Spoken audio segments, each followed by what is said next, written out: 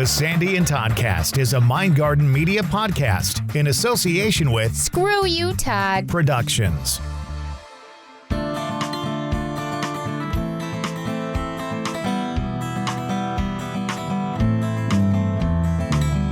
You have found another episode of the Sandy and Toddcast. Sandy, how you doing? I'm good. How are you, Todd? I am excellent. What do we got planned this time around? We have no guests for this one. What are we going to do? No guests, and keeping with our catch-up theme, we have decided to take this episode to sort of catch up on our lives, what's going on with the podcasts, more than one podcast, and just some different weird things that we've come across lately, and some ideas that we've had. Things that make you go, kind of, right? That's right. Season 3, Episode 11. We're calling it Ketchup and Fries, and it's on the way next on the Sandy and Toddcast.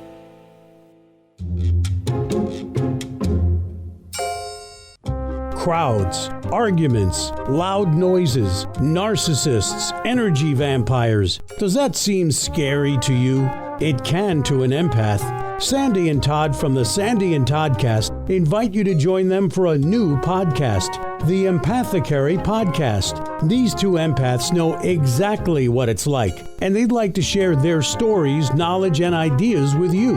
Dive deep into the world of the empath. The Empathicary Podcast with Sandy and Todd. Find it anywhere you find your podcasts and like them on Facebook. Broadcasting from two very different yet magical places not found on any map. Get ready to discuss the strange, weird, ghostly, crazy, spooky, and odd things that take place around us each and every day, all while having a little bit of fun. This is the Sandy and Toddcast.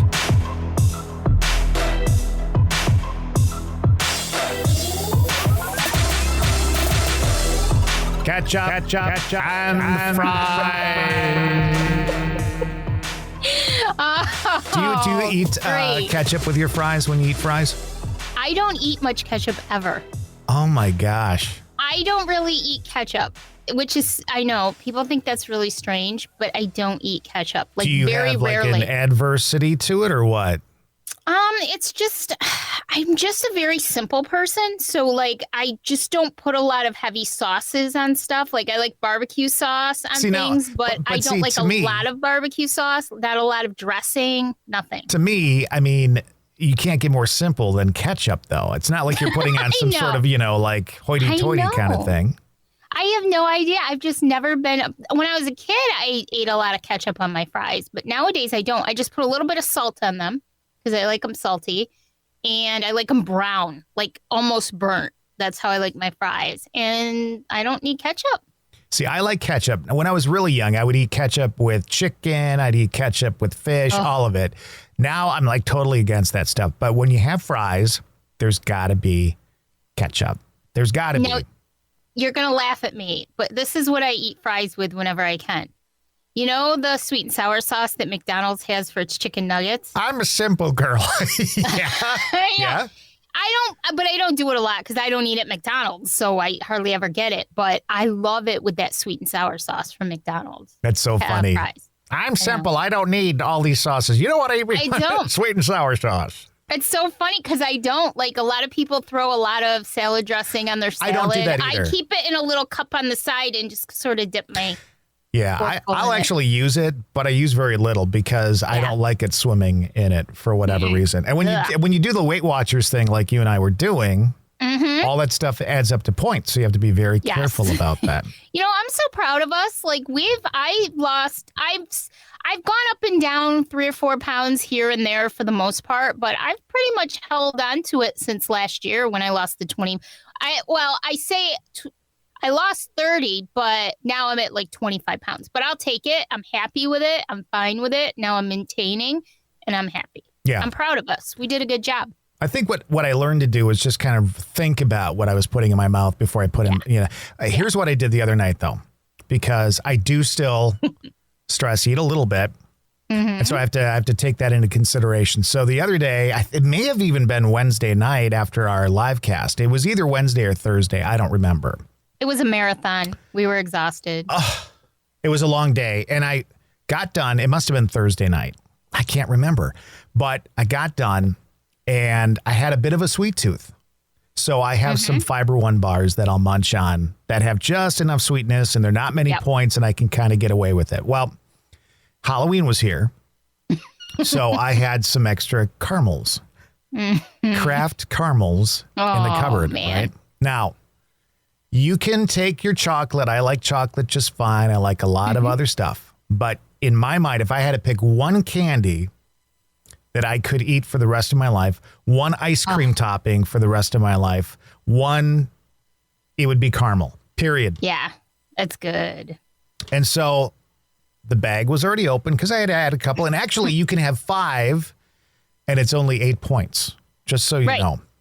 Right. So I thought, well, I'll have 3. That's about 5 points and I'll be good because you just get enough of it. And 3 became 3/4 of the bag is what happened. And I literally was sitting there in a mound of wrappers, kind of sick to my stomach, but I couldn't stop. I could not stop because the mouthfeel on those and the flavor. Yeah. And as I'm sitting here right now, I'm realizing that there's another bag in the cupboard and I could bust them open right now in the podcast. I'm not even lying to you. You know what, though? Everybody knows by now I'm diabetic. And so when you get diagnosed with diabetes, if you're going to do it right and you're going to take charge of your life and you're going to change things, it is truly a lifestyle change. It's not just, I'm going to go on a diet and lose weight and then I'm going to be fine. You have to truly change your whole lifestyle, your eating habits, everything. I had to relearn how to drink alcohol because of the way that it affects your body. Today in Alcohol 101, we're going to teach you how to drink it. It's true. Like you have to have some carbs in your body before you drink. If you're going to go out and have some drinks with friends, you have to have something that has carbs in it, carbohydrates, because what alcohol will do is lower your blood sugar.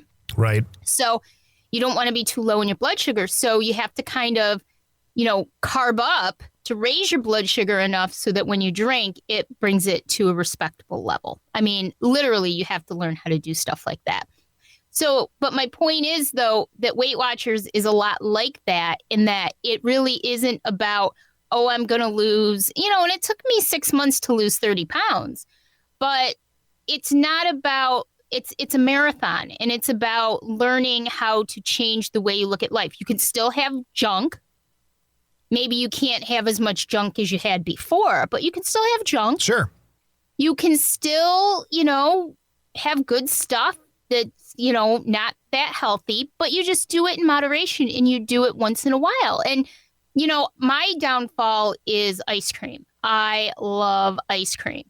And so when I want to go to the ice cream place in the summer and have an ice cream with maybe a little bit of chocolate syrup on it, I count that into my points. I count that into my calories for the day, my carb, everything. Right. So that I can do that. So maybe I have a little less at dinner, but then I can go get my ice cream. Hold on for a second. Let's at least be honest here. If you have one of those, you're not going to have just a little less for dinner. You would have to have celery sticks for dinner in order to eat that way. And I know you eat a lot of vegetables, so you can probably get away with that. Yeah, I do. I eat a lot of vegetables and a lot of fruits. But what I've learned to do is whenever possible, and this is another lifestyle change, is I don't get full fat ice cream anymore. I haven't had full fat ice cream on a regular basis in years. I either get the soft serve, no sugar, no fat, or I'll get the hard ice cream with no sugar added or low fat, which is a little bit better. And I get smalls. I don't get mediums or larges like I used to do back in the day. And so I still get my treats. But like you said, you're a little more conscious of what you're eating nowadays. And that's really how it should be. So it's a lifestyle change. It's a marathon. It's not, a quick race to the finish. I'm not going to lie to you. I love your thought process on the ice cream and the low fat, and I can't do it. Like it's not easy. Last night I had that sweet tooth. I had it. And so I thought, well, maybe I'll just run and get a soft serve cone. And then I pointed it up, and you could get a small, you could get a medium. Well, if I'm not going to get a large, I'm not going to do it. Go big or go home on that stuff. And I don't know.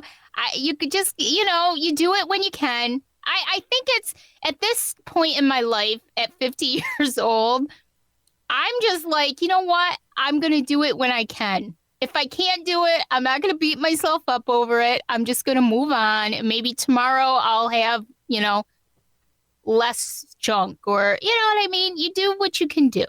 So I'm proud of you. You've done good. We're maintaining it. Yeah. Yeah. It's not like we've gone to where we were before. So I'm just really proud of us. I think we've done a good job. And, we are changing our lifestyle, even though I had some cookie dough earlier. See, I don't. That doesn't even turn me on. And cookies, I like cookie dough. Cookies in general don't do much for me. I'm not a cookie person. I'm not really a cookie person. If it's oatmeal raisin, I'll go there. I love those, and I know a lot of people don't like that. I'm not a big chocolate chip fan. I just don't think they're great. I think they're overrated. Molasses cookies, I will fight you tooth and nail for a good molasses cookie. I do not like molasses cookies. Oh my cookies. God. Nope. But I'm not a cookie person. I never really have been a cookie person. But if you slap some ice cream in between two cookies, I'm a little bit happier. That's all I'm saying. What about Samoas from the Girl Scouts? Those caramel, coconut. Oh my God. I don't like coconut. Oh my God. I know. What is wrong with you? I like coconut yogurt. Coconut flavored yogurt. Yeah, that's good. I have in the past and would if they were here today, open up one of those sleeves of the Girl Scout Samoas and I would eat the whole freaking thing. Because it's got caramel, it's got coconut, and it's got everything chocolate. And a little cookie, I mean, come on. I know. Well, and don't even get me started on Girl Scout cookies. Because when we were kids, you'd get 8,000 of them for $1.50 a box. And these days, they're so expensive. But there's a couple of Girl Scout cookie kinds that I like. I like Thin Mints and the Samoas, and that's pretty much it. The rest can go away as far as I'm concerned. They're not worth. You can freeze them. I think they're better frozen, to be honest with you. They taste better frozen to me. The other thing you can do, just so you know, if you haven't figured this out, you can go to Aldi and you can buy their brand for a lot less. And they actually have them that like their Samoas, which is the one that I like. They have them and they're very inexpensive. And they're really good. And you can get them all year long. There we go. Tips from Todd. Right here on the Sandy and Toddcast. Maybe we'll start doing that. Another tip from Todd. Well, it's got to have the echo if we're going to do it. Tips from Todd. Oh, you and that thing. It's so funny. So funny. So we have a lot going on with the podcast itself and with our parent company that we've created, Mind Garden Media. Lots of stuff going on there. Our friend Aaron Mazza, who is a regular on our live casts, they have started to do a podcast of their own called The Witching Hour with Aaron Mazza, and it's up on Anchor and Spotify right now. Right. And they just premiered their first episode this past week. The next episode was out on the 13th. Oh, wow. Yeah, 2 episodes now because the second episode was out on the 13th. And so doing a lot there. That's under Mind Garden Media. And we also have a surprise one coming soon that we've been working on. A new one, not involving us. We're just producing it. But another great one coming. So everybody keep an eye out for Mind Garden Media on Facebook because we'll be promoting a lot of stuff there. Yeah. So if you're a Sandy and Toddcast fan and you listen, maybe you've checked out the Empathicary podcast, the other podcast we do. Mind Garden Media is another place that you can go, and we're going to feed all this stuff through there. So if you like Sandy and Todd and you like Empathicary, it'll all end up going there. So, which is so cool. We're branching out. We're coming up on our 1-year anniversary, which is unbelievable. Do we know the exact date on that, or are we still just kind of faking it? I want to say, why do I want to say like January 12th? For some reason, I want to say January 12th, but I'm not 100% sure. We were going through our videos the other night our podcast the other night, but I can't remember what it was. But for some reason, I want to say like January 12th was our very first one. Yeah. And it's unbelievable that it's been a year already. And we've got some really cool stuff coming in January to celebrate our anniversary month, too. Some really cool giveaways. Some fun surprise announcements that we're going to be making, all kinds of cool stuff. So everybody be listening in for that, too. Yeah. Lots of stuff coming, as always. And hopefully we hit the deadlines on some of them because we're going to try to do that. That's us. Well, Sandy and Todd. Here's the thing. This isn't full time for us. We have other jobs and we have other things in our life other than podcasting. And while this is what, I wish I could just do this and that's it. And we could just work on our marketing and we could work on this and we can work on giveaways and we can, life happens. And so, It's true. We thought we were going to be one place by now, but we're here and you know what? That's okay. It's okay. I like where we're at. I think a lot of people are having fun with us and sort of, you know what? I think of it as sort of like they're along with us on the journey. Everybody's along with us on the journey. And so far everybody's been so wonderful and so nice and so supportive and that was what we wanted to do was build this ring of support in the woo-woo paranormal community. And that's sort of our goal, at least for our circle. You don't see that everywhere in the paranormal woo-woo community. But I really think that that's one of our big goals is to do that and give people support and non-judgment. Well, and I think it's important to us. And I will be the first to tell you that I am not all love and light. I think we know that by now.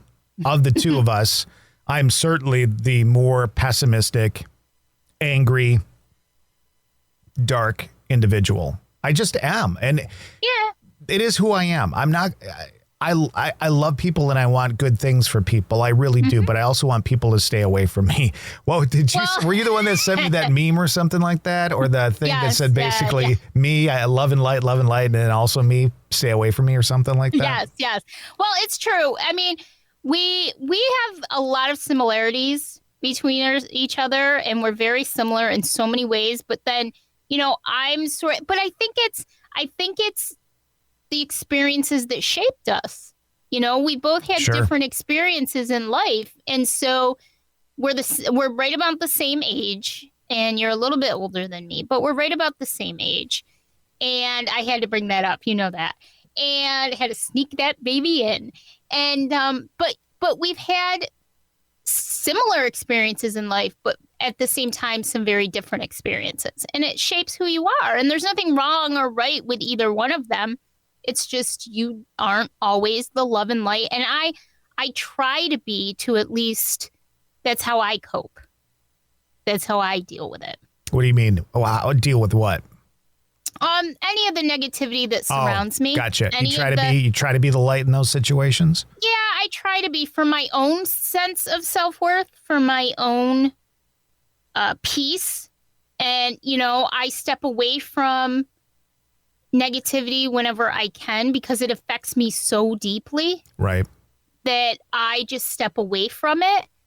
So I try to fill that void with positivity whenever possible. And don't think it doesn't happen to me too. I mean, you know me better than almost everybody in the world knows me. And I'm not always love and light either. But it's just the way that I try to deal with the negativity that whenever it surrounds me, if that makes sense. Yeah. I just tune it out for the most part. I don't let negativity get to me. Mm-hmm. But I am the one who will call it out when I see it. Yes. So yes, you do. In everybody's life, there is a part of us that has to be, especially if you've ever worked retail, you understand this premise. There's a part of what we do on a daily basis in our lives where we have to play the part of Mr. Smiley and Mr. Happy and Mrs. Smiley and Mrs. Happy or whatever the hell you want to call yourself. Mm-hmm. And some of that is acting. Yes. We're actors in life, right? Yes. When a customer would come up to you and complain about something and, you were taught to say, I'm so sorry you had that experience. Let's make this right for you. What can we do to make this right for you? Okay. When in the back of your mind, you're going, are you frickin' kidding me? Yep. I've got to go slice some ham right now in the deli. I don't need this right now. We've all been in those situations. So we all do it. Now, I think for the most part, more and more people are not doing that. And what I mean by that is common courtesies to be kind, even if it was a front, seem to be going away. Yes, without a doubt.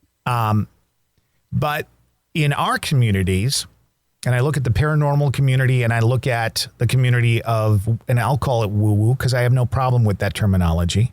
In those two communities, we're already considered outsiders. Okay. People who are non-believers in spirits, energy, ghosts, whatever, paranormal, they don't believe in UFOs or aliens or anything. Non-believers are already against us. Right. In the woo-woo world, there's people that think they're freaking crazy. Yep. Yeah, you touch the Grand Opera House in Oshkosh, you felt something, you're freaking nuts, right? Yeah, exactly. So we've already got the majority of people against us. And so when we create communities, we are really trying to create areas that we can basically live that are safe, where it's inspiring, where it's supportive, all that kind of stuff. So paranormal researchers got together and they started researching together and sharing research and doing it, and people who are into woo-woo, into mediumship and being empath and earth healers and whatever it is, they all kind of got together and started saying, we need to work together as a collective to move things. Okay, great. Right. Perfect. I love it. Yep. Now, you and I have been vocal at times about some of the paranormal shows out there, about, whether they're believable or not, whatever. And we will always say, I watch it because it's entertaining, and I have no problem with it, but they're not my cup of tea. Okay. Right. I'm not a big Zach Bagans fan. Okay. I don't come out here every week and complain about Zach Bagans and the way they investigate or what they portray as an investigation.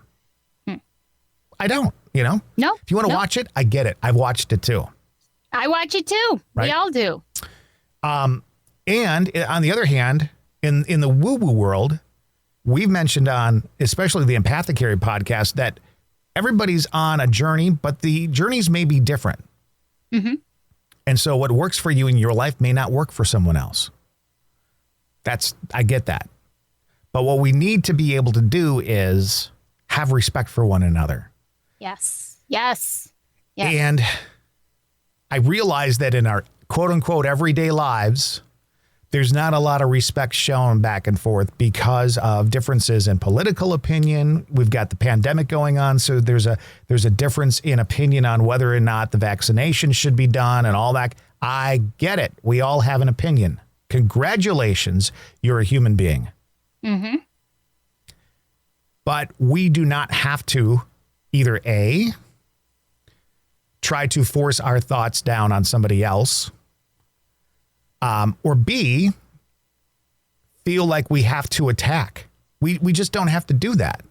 Yeah. In my life, you're right. I have certain beliefs.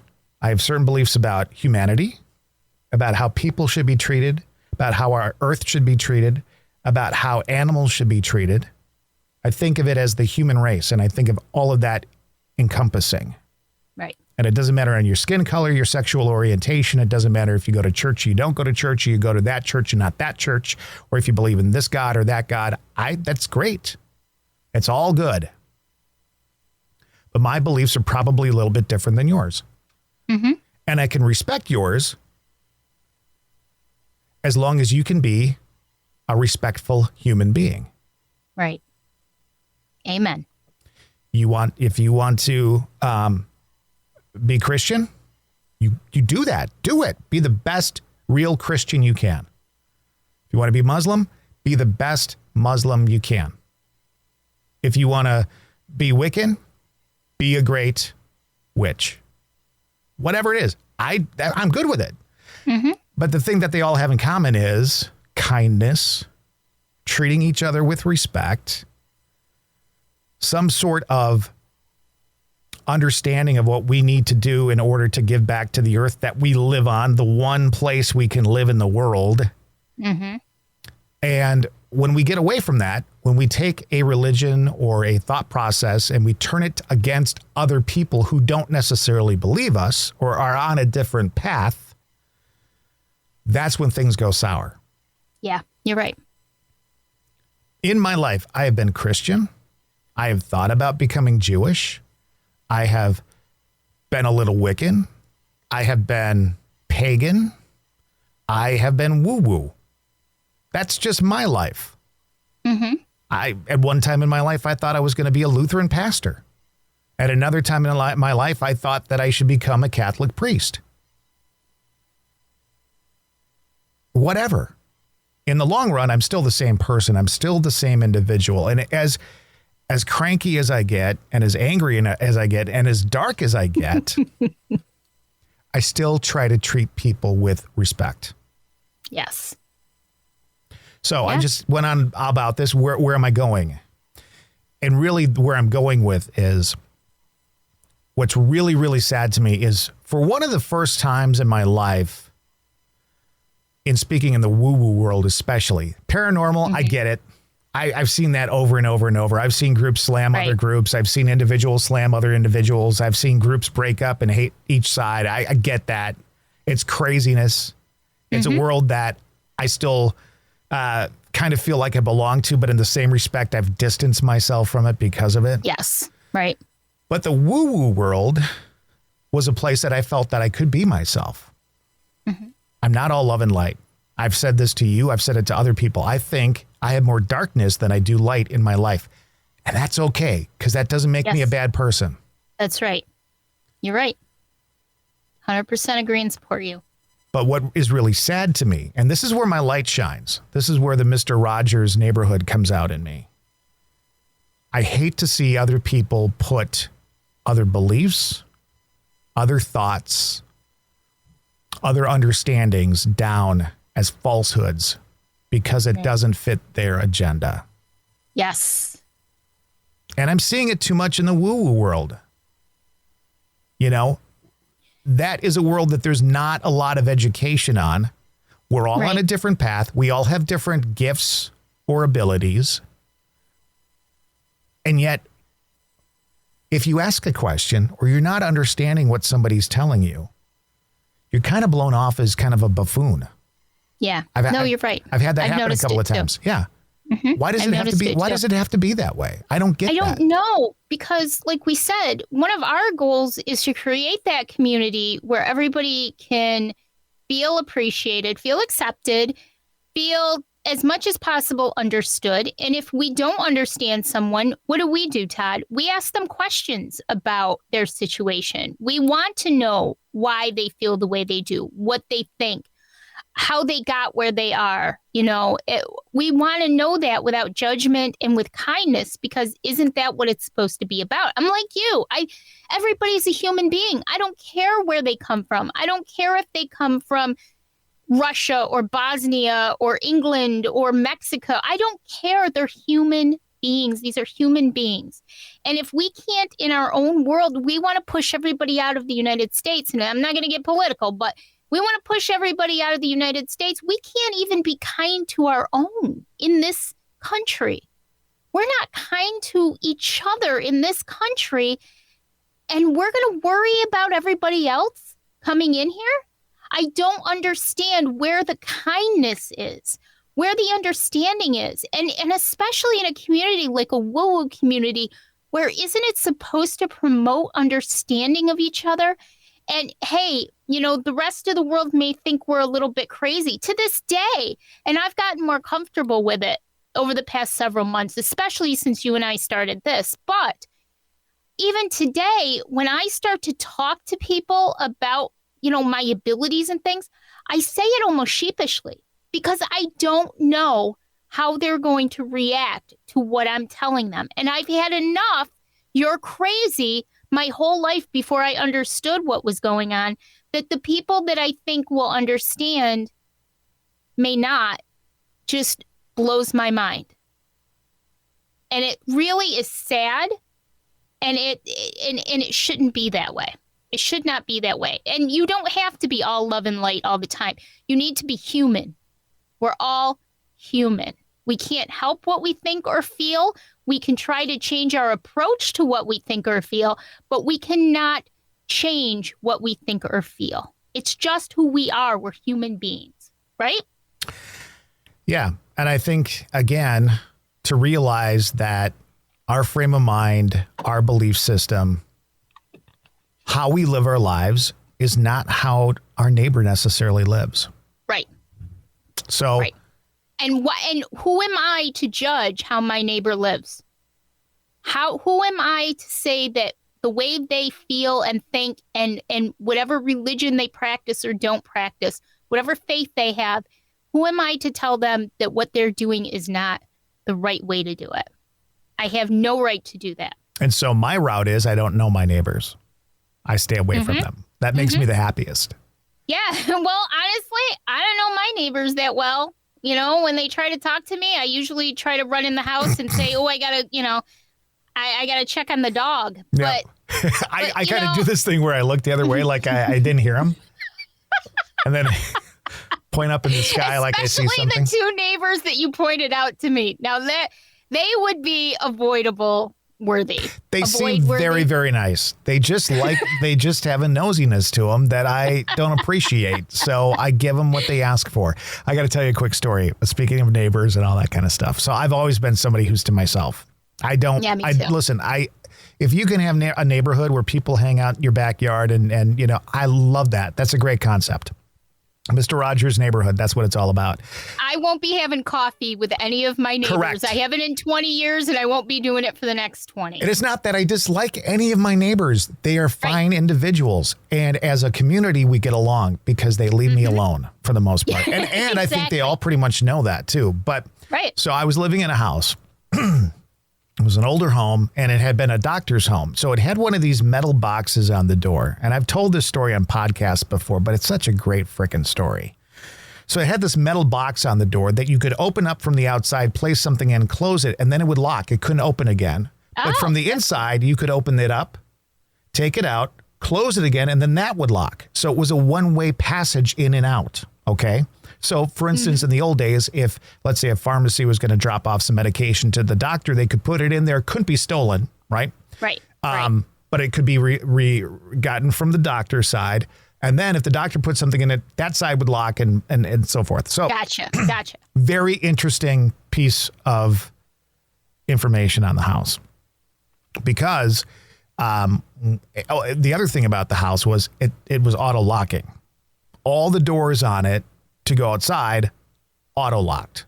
Okay. And so when I bought the house, the first thing that the previous owners said to me, they were Lutheran pastors, by the way, that they said to me was, get extra keys made because you're going to need it. Well, here's me. I know what I'm doing. I walked out one night and I had left my keys in the house. Oh, no. So I had no way back in. There were no spare keys. And the only way I was not going to break a window because this was kind of a historic house and I was not going to be breaking in any of the glass. So I had one option, and that was to somehow break into this metal box that was designed into this door. Okay. So, the only thing I have in my garage at the time was a small axe. Okay. So I'm thinking, well, if I could use this, I could pry this thing open. It's a metal box. I don't have any screwdrivers and stuff would work, but maybe I can pry this open just enough to get inside. So here I am. I'm in my driveway at the side door by my kitchen, and I am doing my best to kind of jimmy this open with this axe. And there were some kids playing in the yard, kind of like catty corner behind my house. And they saw me and I saw them, and I just went back to work. Because, of course, if I'm not going to say hi to an adult, there ain't no way I'm saying hi to a kid. Not right? kids. So here I am. And all of a sudden I hear, "Sir, drop your weapon." And I turned around and there were 5 cops walking up my driveway. Oh, no. With their hands on their gun. Okay. So I have to drop the axe and kind of explain that it's my house, right? And I locked myself out. So they're like, well, let me see your driver's license. Well, I had my driver's license, but I had never changed the address on it. Oh, no. So it was my previous house. So luckily, in my car, I had an old pay stub that had it on, and I was able to prove it, But here, the kids had seen me breaking into my own house, told their parents. Parents called the cops. Cops came out because I had an axe. So there were like 3 to 5 of them. I don't even remember walking up my driveway with not their guns like shown, but they were like their hands on their guns. And I actually had some mad lunatic with an axe. Sir, drop your weapon. What the fuck? Oh my God, that is funny. That's how much. You never told me that story. My neighbor kids didn't even know me. It was me. I had lived there. Hello. Yeah, but that's true. Like, honestly, like we have my neighborhood, we have like a group chat on Facebook, just sort of a neighborhood watch thing. Because most of us don't really want anything to do with each other. And I don't mean that in a really bad way, but we just don't want to be interactive. Everybody has their own lives anyways. So this is a great way for us to keep in touch.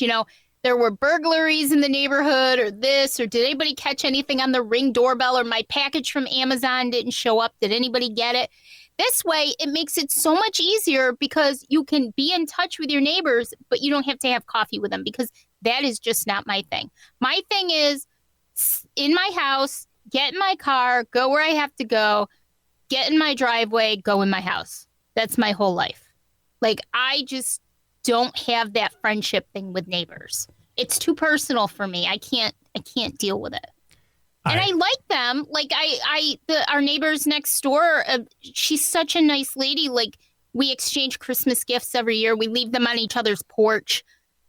Just nice people. But I just, no. I have a neighbor right next to me. She lives alone, and I know her name. I know her first name. And if I'm out, I'll say hi, and she'll say hi. And occasionally, we'll chat for like 30 seconds across the yard. But wait, is this the lady with the Boston Terrier? Yes. Yeah. Yay! Yeah. That was so cute. She's very nice, and I really like her. And if there was somebody I was going to hang out, it would be her, but I'm not going to hang out. No. Because I barely hang out with people I know, right? We don't even do that at camp, Todd. Like, we've been camping we have a seasonal campsite in the same place for, I think, 10 years now. At least 13 years, maybe 13. I don't know. Something like that. Many, many years. And we hardly know anybody there because we go to our camp and we'll have people that we like, friends come out once in a while, but we're not the social butterflies of the campground. Our whole idea is we come there to relax and just be us and be by ourselves. So one could say that that's part of the issue of what's going on as far as being kind to one another, because we've shut ourselves off. It's true. You used to have a neighborhood and you'd know the people across the street and you would get together and the kids would play and all that kind of stuff. We've gotten away from that. And I'm sure that does definitely play into it.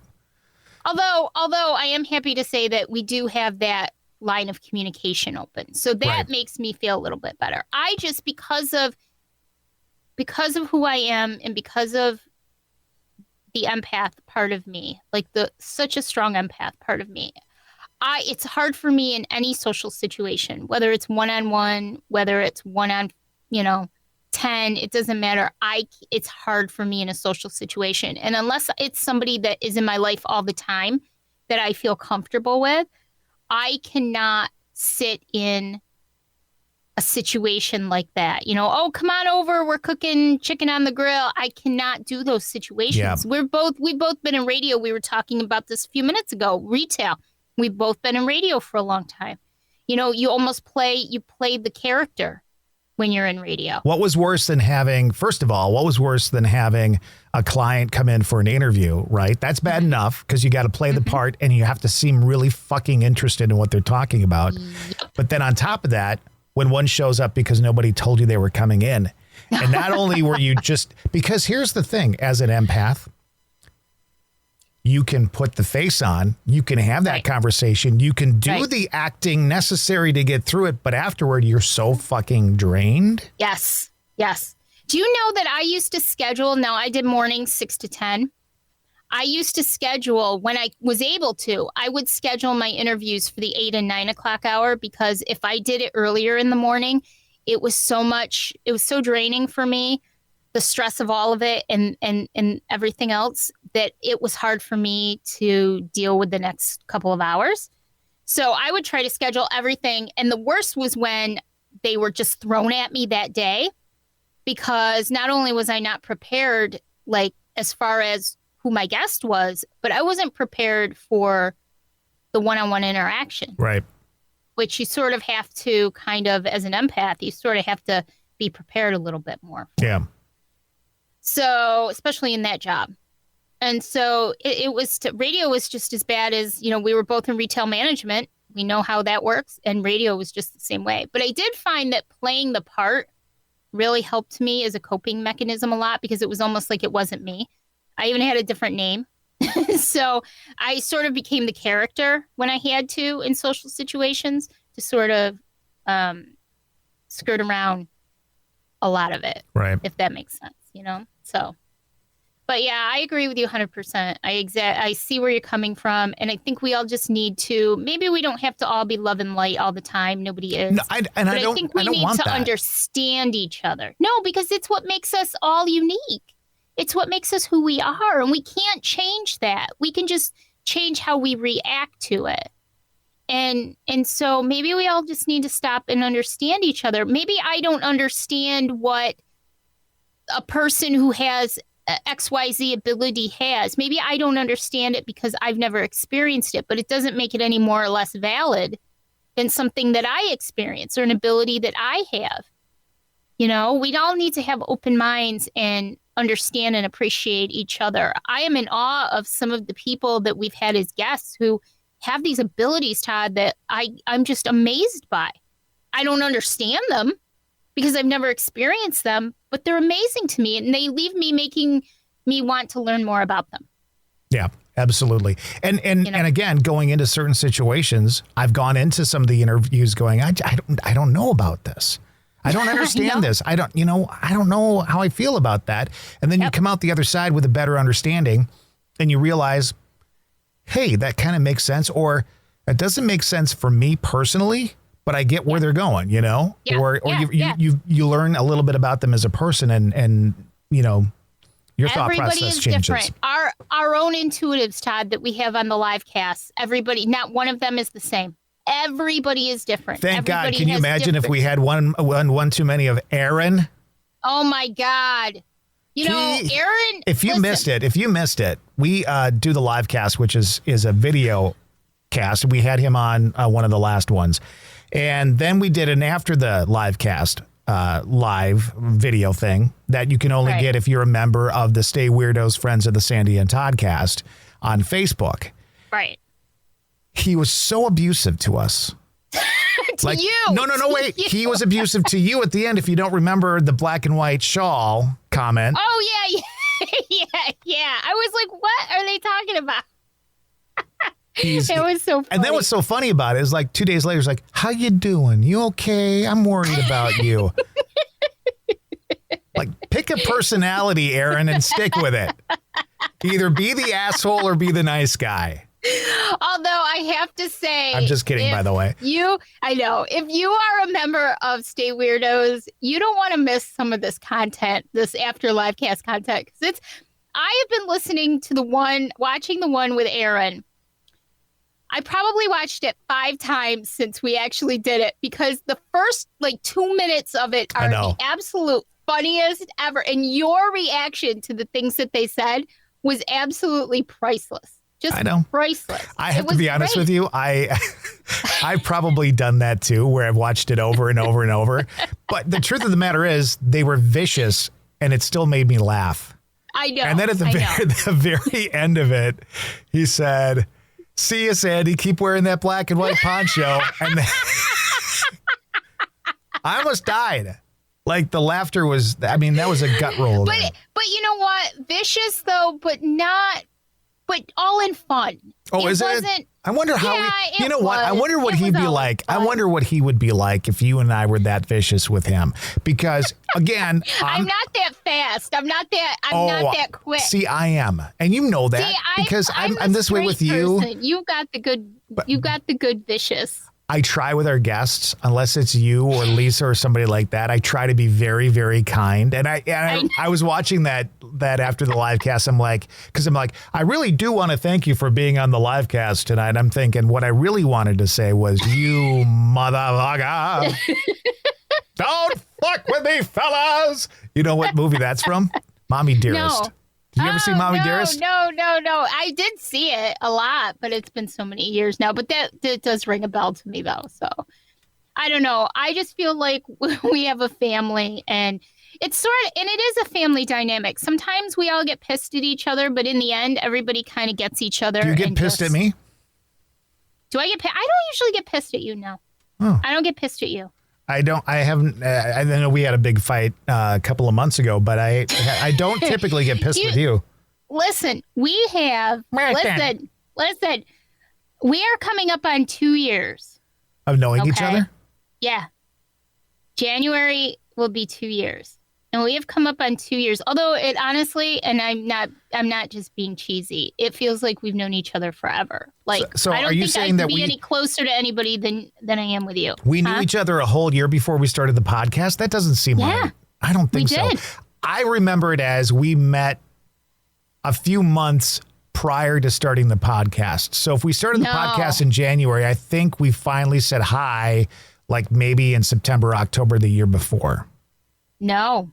I think you better check. My phone. Why would you? Okay, stop. Why would you have it on your phone? Because I never I'm that deleted special our to you? thread. I never deleted our thread.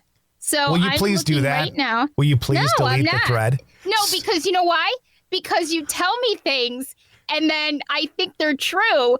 And then you come back like 3 days later and you tell me like a different date or you tell me something and I'll say, but that's not what you told me. You'll go, yes, it was. Oh, and then I really? can search When did that happen? Then I can search for it just the other day. Why don't you just go back to the really bad last fight? Go back to that and do a reading. Listen, we've only had 2 fights ever. That was what I was getting at. We've only had 2 fights ever. January 10th of 2020. Wow. Yep. January 10th of 2020. Ta-da! So, and see, now you should be very happy that I keep our conversation. Why? I don't know. I mean, that doesn't make me all that happy. What I am thinking is 2 years is usually about when I cut the cord with most people in my life. So too bad you're stuck with me now. But that wasn't what my point was. Wait What's a minute. your point? What was my point? Oh, we've only had like 2 fights. The rest of the time, I mean, we have our kind of bitchy days, but not with each other really. Just in general, like we're stressed or things are going on. But I think I said this in the live cast last week. I couldn't ask for a better best friend. Like, you're there with me every step of the way of every insane thing that I have to go through in my life. You're there with me. So 2 years, yeah. I wish I could say the same. No, shush. Shush. That's funny. Shush. That's good stuff. But anyway, so you know what I wanted to talk about real quick? Yeah. I came across a couple of weird things since it is ketchup and fries. I want to do a little weird news. And we were talking about people who believe in ghosts and, demons and stuff like this. Well, there was an article in Newsweek not that long ago that I saw. And I wanted to bring this up to you because I thought it was interesting. There was a poll done by a corporation called YouGov, YOUGOV. And they found that 40% of Americans believe ghosts and demons exist. Yeah. 40%. And they aren't just, fantasy characters in books and movies and stuff like that. And they broke it down. 43% of Americans say they believe demons exist, and 41% said the same for ghosts. So do you think that's high or low in this current, paranormal stuff is really big. Paranormal stuff is really big these days. Yeah, but I think paranormal stuff does itself no good at times, because when you're presenting TV shows and stuff that are a lark, right? And you're showing stuff that's obviously overdone, you're feeding the disbelief of what you're being shown. And I think that's the one thing that we could do as a community, the paranormal community, is cut back on that a little bit. I don't mind a little drama in it. I get it. Yeah. But in the same respect, I think there's got to be enough information out there and realism to it presented to the general public to get people to believe. I will, my sister Vicki, and I don't think I'm talking out of turn, but maybe 5 years ago, Vicki didn't believe in any of that kind of stuff until I was doing more investigating, until I had things happen to me, until she had things happen to her, and now look at her now. Right. Yeah, and here's the dilemma, I think, okay? If you're going to talk about that in the paranormal community, I think in the paranormal community, there are two different types of thought processes. There are the groups that are not on television. There are the groups that do it purely because it's a passion of theirs. Then you have the groups on TV, mainstream TV, we'll put it that way, mainstream TV, who are caught between a rock and a hard place because, let's face it, you and I have been on so many investigations, and although they're not boring to us, to have somebody sit there and watch what we do during investigations would bore them to death. It would literally bore them to death. But if you remember, like if there was no editing, if they were just watching us, if you remember the first season, maybe first 2 seasons of Ghost Hunters, okay, they were primarily going to people's homes. Right. And the anticipation, I even remember it was on Thursday frickin' nights because I was so excited that it was on. Yep. You'd come home and you watch Ghost Hunters. They'd go to 2 people's homes. It was very rare that an investigation would take an entire hour. Right. And it was a frickin' coin toss if they found anything. Right. And yes, you were disappointed, but that one time they got that voice or that one time something happened was enough to bring you back the next week. And then I think, go ahead. Oh, go ahead. No, go ahead. I just think when there was an expectation that something would happen, and I'm not saying that they necessarily made stuff up because they're one of the groups that I would hope would never have done that, but I've heard stories. When that starts happening, it makes the little things less important and less exciting to the average person. Right. And so that's kind of my point is like these groups get taken on by these production companies and these networks and they have to produce. And if they don't produce, what happens? Editing happens. Intense editing happens to make it look like things did happen for them because people are not going to watch something that never has evidence of a ghost. Now, if they were to, we were in a house last week investigating and we were just sitting around, we were talking here and there, but we didn't have anything crazy happen to us. Well, we had a couple of things, but nothing, So if somebody's sitting there watching us live stream, they're going to be bored out of their skull. So now you've got a group who may be completely legit, but they're told, well, if something doesn't happen, if things don't happen, then, you might get canceled, right? Okay, so then let me happen. And again, there's no judgment here. Again, I get it. I get it. There's room for Ghost Brothers out there. I think that show is great. I laugh my ass off at it. And sometimes they actually do get good evidence. Right. Other stuff I think is fake. Right. But that's fine. Right. I'm not holding them to nothing wrong with it. Right. So but people shouldn't be putting all of their eggs into the television paranormal basket. Very good. And for groups that have gotten into the television paranormal basket and are unhappy with the way their shows are coming out, it's time to walk away. Right. I agree. You don't need to do that. I agree. And if that is what you've done, let's say you've decided, okay, we were a legit thing and now we're going to kind of make some fucking money. Okay, I get that. I understand it. Yep. If I could make some money, I would do it too, probably. Yep. But the problem is that if you want to talk about holding people to standards, you got to hold yourself to standards. Walk away from it then. Yep. So how do you expect, though, when you have groups that are obviously out there? Now, I will say Ghost Brothers, to me, they purposely are produced in a fun. I don't think there's anything wrong. Manner. I don't think there's nothing wrong with it because it's obvious the way it's produced. It's obvious what it is. Plus, if you've ever done an investigation with me or you've seen any bit of Haunted State, I tend to throw the quips out there and the laughs and all that kind of shit too, because you're real people. There's nothing wrong with that. No. But if you take something that should be serious and you balloon it into a cartoon, I wouldn't believe that stuff. Well, and that's why we should be, that number that you were talking about, the 40% should be higher. But if we as a community are okay with making it kind of a caricature of what really goes on, then we have to understand that a lot of people may or may not believe it. Yeah. Because I'll tell you right now, so many things happen on my investigations that I am a part of, that people wouldn't, people don't see all of that stuff. The personal experiences, the things that happen. I honestly, if I took some people in there, that's the other 60%, and I took them in with me and they saw some of the stuff that went on, they would be believers.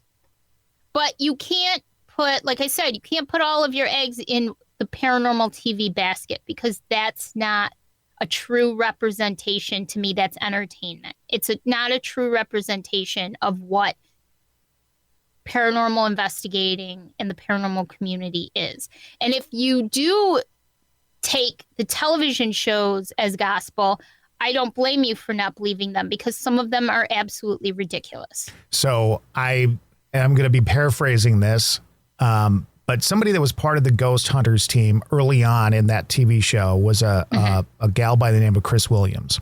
Yes. And I really liked her. She wasn't on early. She was brought in like maybe season 3 or something like that. What I really liked about her was that she was believable. Yeah. That I trusted her with what she was showing me. Okay. Yeah. Well, then at one point, Ghost Hunters got so big, then they had Ghost Hunters Academy. So they were bringing people in to train on how to be ghost hunters, right? Then they had Ghost Hunters International, where they went off to other countries and investigated. Well, she got moved to that crew.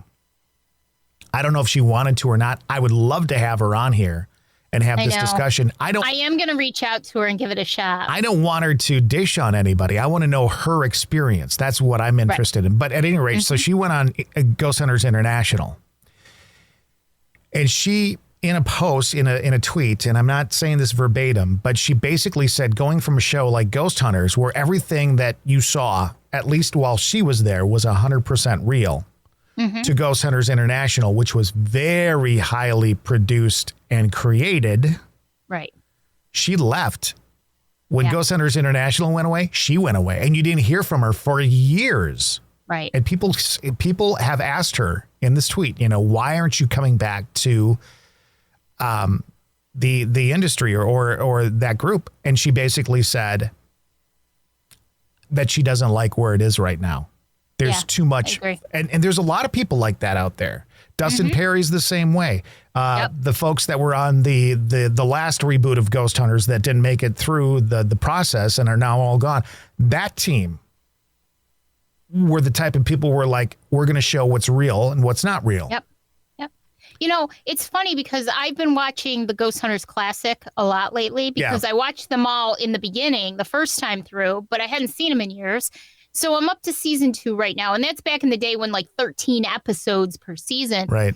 And they just did an investigation on the last one that I watched, where they went to this house and they were so real. And you weren't disappointed that they were disappointed, because it made it real, and it was really our first taste of paranormal TV. How many times in those first couple seasons did they discount some of the eyewitness stuff because of banging pipes or because of loose wiring? They debunked everything. You don't see that anymore on any of the shows. There's no thought process given to that. You have to believe this, and this is why.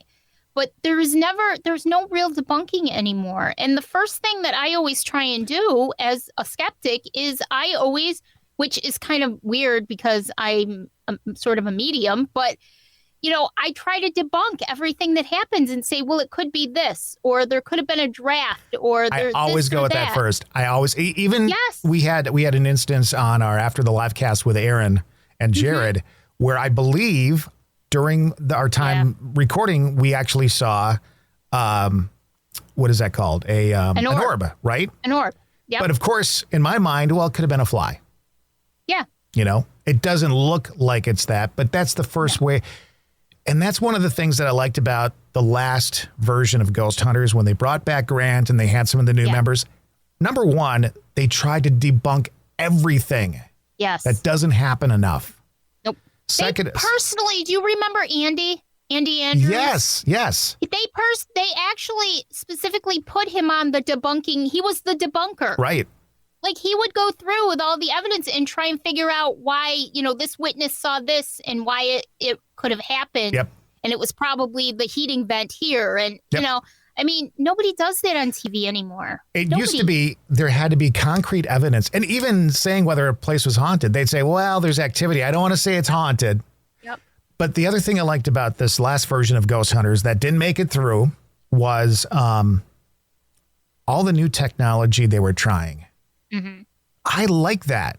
Yeah. I like trying new technology. I like putting it out there there were things that I had never heard of that they were trying.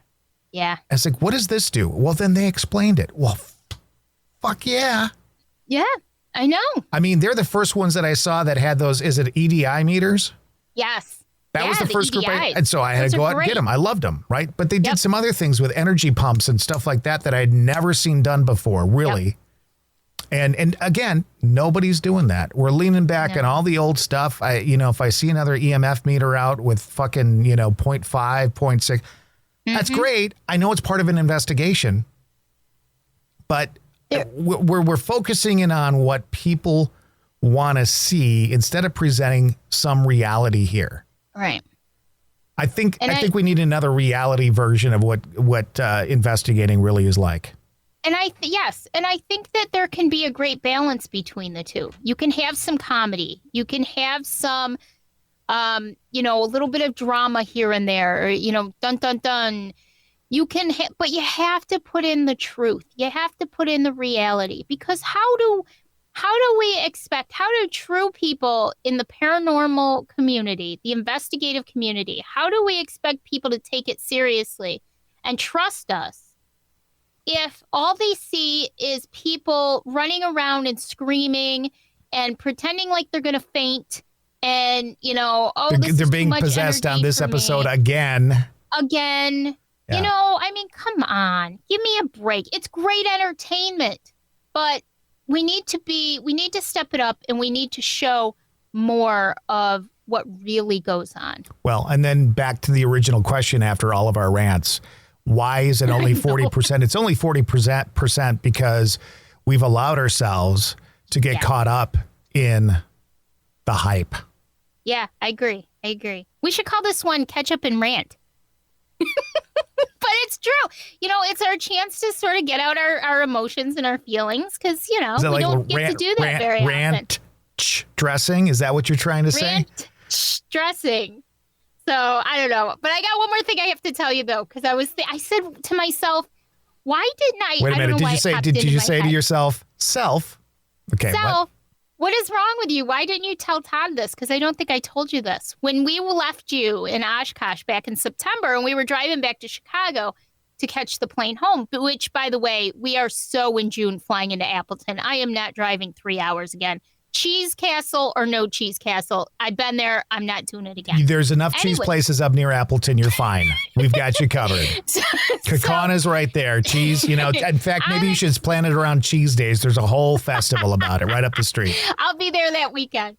So I do miss, you know what? I have this affinity now for the Oshkosh Farmers Market. I heard last weekend was like the last weekend of the outside one. And I was like so sad.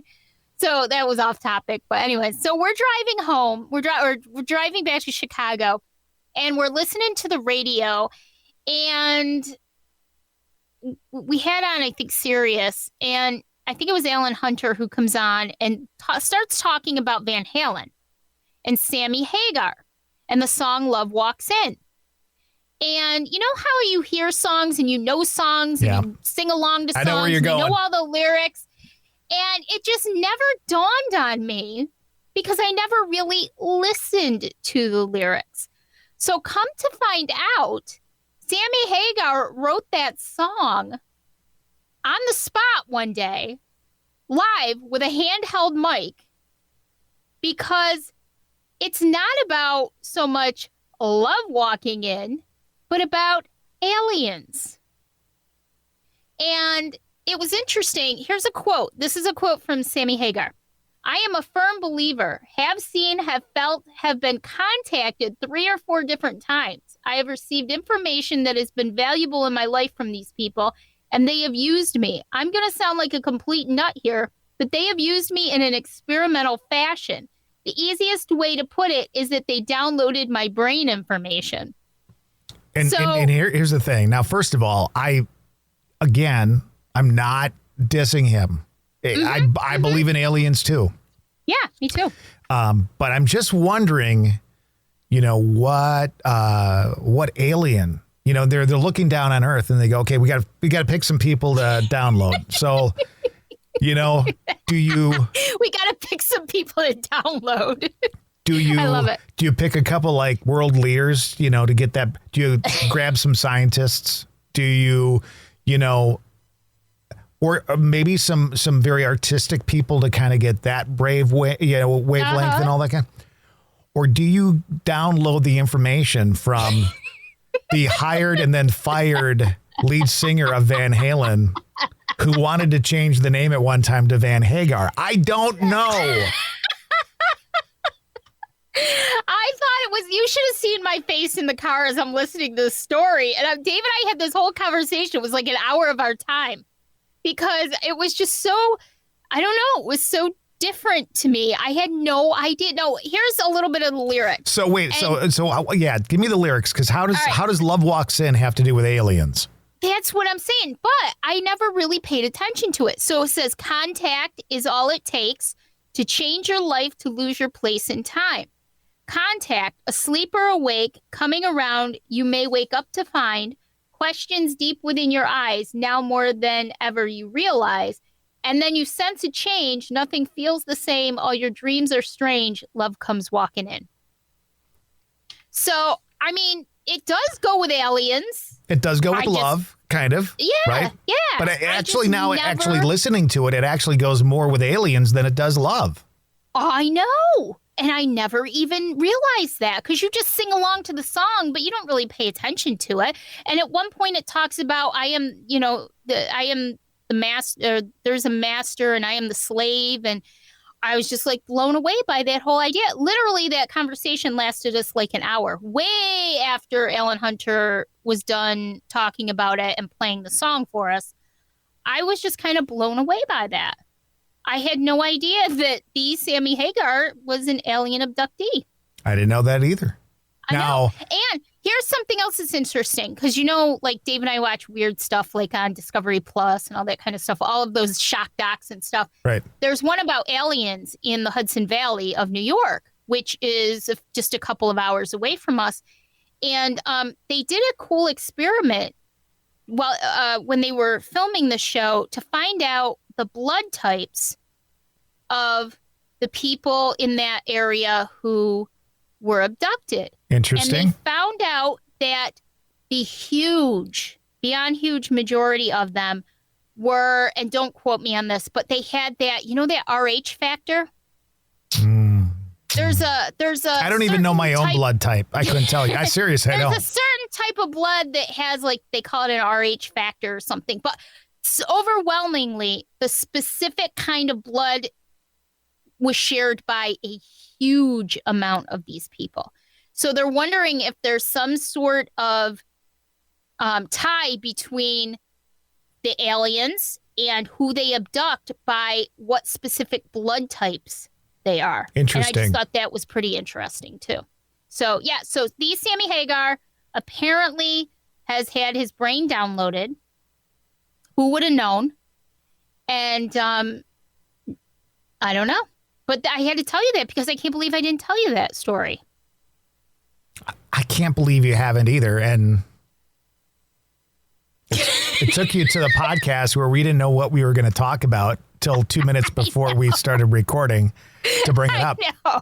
But I always trust us. I know that we're probably going to go off on 12 tangents anyways, so I always trust us to figure something out. One time we were Wizard of Ozing it for most of the episode, so I don't know. But anyways. What we should do, we should hire somebody. And you know how, like, the researchers that figured out that the people who were abducted had a certain kind of blood?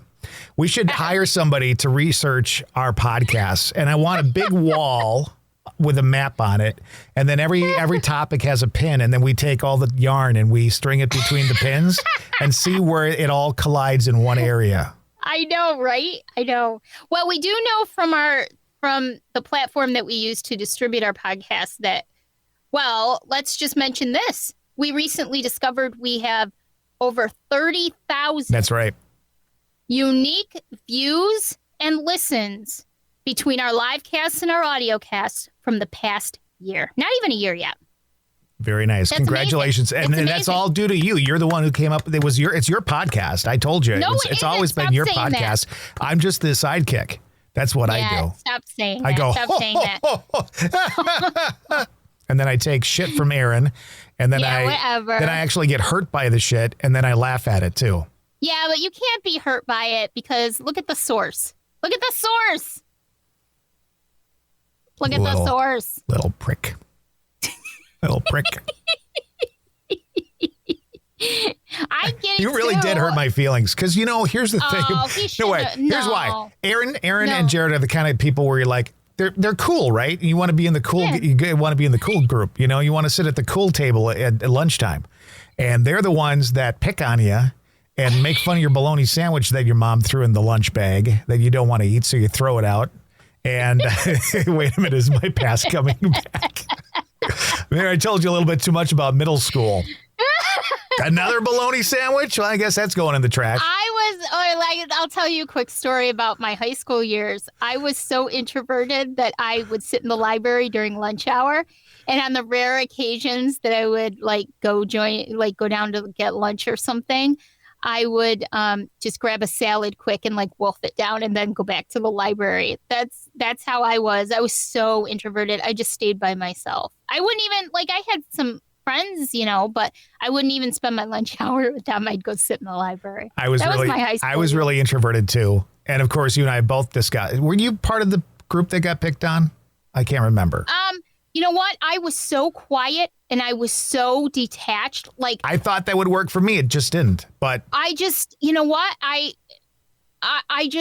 was everybody's friend. Oh, we'll put it that way. I was so non-threatening to people that nobody was mean to me because I just avoided them at all costs. So, I was sort of like the girl that they would almost feel sorry for. My friends it was such a small school that my friends were the cool kids, the jocks and everything, even though I wasn't. So they'd almost feel bad for me. So I was included in stuff. Yeah, not me. And that's why, what I mean? That's why I'm angry. I'm still angry from my childhood and the bologna-less lunches and all that kind of stuff from middle school. Well, you know what? I'll bring you tons of bologna. I don't like bologna. That was the whole point. I don't want bologna, Mom. And it wasn't even a good bologna sandwich. It was Miracle Whip on 2 pieces of really bad bread and a slap of bologna in between. Not Nothing Miracle else. Whip. Yeah, she was a Miracle Whip lady. Sakes. I don't mind Miracle Whip, but the first time I had mayonnaise, my head almost exploded because it was so good. Same thing with butter. First time I ever had butter, my head exploded because it was so good. We had been eating, country crock and crap like that. So we had margarine when I was. Well, that's what I mean. My grandmother was a margarine person. Oleo? And then, Did she say oleo? Had mayonnaise. Did she say oleo? Oleo, yeah, oleo. I don't even know what the hell oleo means. I had no idea. All right, enough of this crap. Wait, though, I just have to tell you something else. Story. Another story? My mother. No, listen. Okay. Speaking of, we don't know what oleo means. My mother, since the time I was a little baby, always called, the hats with the winter hats with the ball of yarn on the top? Yeah. She would call them kubalines. Why? So, I don't know. So growing up, my whole life, literally my whole life, that's what I called hats. I'd call them kubalines to Dave and everything because he'd wear a kubaline when he went outside to, snow blow and stuff in the cold weather. And I called them kubalines. So then a few years ago, I realized I can't remember how it happened, but I realized that it wasn't even a real word. She made it up. And I was calling it Kubaline to all kinds of people my whole life. And no wonder they thought I was nuts. What the heck is a Kubaline? So It doesn't exist. 2 quick stories on that. In my family, we wouldn't call it a Kubaline. We'd call it a really bad Christmas present from Aunt Barb because she would make those every year with the ugliest yarn. And then also, just very quickly about Lisa Hale, a little inside information on her. She thought the word washcloth was Oshkosh. So Oshkosh, but with the TH. That's what she thought washcloth was. Really? Yeah. Oshkosh. Can I have an Oshkosh? Oshkosh. Really? Yeah. Wow. So when next- did she realize it wasn't? I don't know.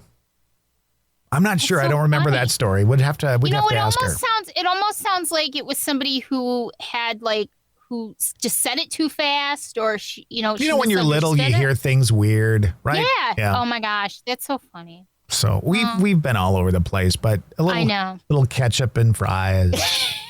Ketchup and fries that I don't even use ketchup on. And now all I want to do is I want to eat fries with ketchup and Kraft caramels. I'm really hungry right now. I want crinkle fries. I want crinkle fries. I love That crinkle sounds good. fries. If they're, yeah. Yep. Anyways, all right. All right. So everybody, check out our Facebook page, Sandy and Toddcast. Join our group, Stay Weirdos, Friends of the Sandy and Toddcast on Facebook, because if you do, you get extra content, bonus content, extra podcast episodes, extra live casts, all kinds of fun stuff. And to celebrate our anniversary month of January, our 1-year anniversary month, we're going to be giving away tons of stuff. Yep. And don't forget, like right now, review us. Give us a nice review across the board. And that's one of the ways you're going to be able to win coming soon, I think, too, right? Yes. Okay. We're going to do something around reviews. So get your reviews in, whether it's on Facebook or on any of the platforms where you can find the Sandy and Toddcast. Or all of them. Do it on all of them. All of them, including the Empathic Harry podcast, too, which Todd and I just enjoy doing. And there'll be a new episode of that out. And let's just all come together as a community and support each other, because the more great reviews we get, the higher we get bumped up on the platforms.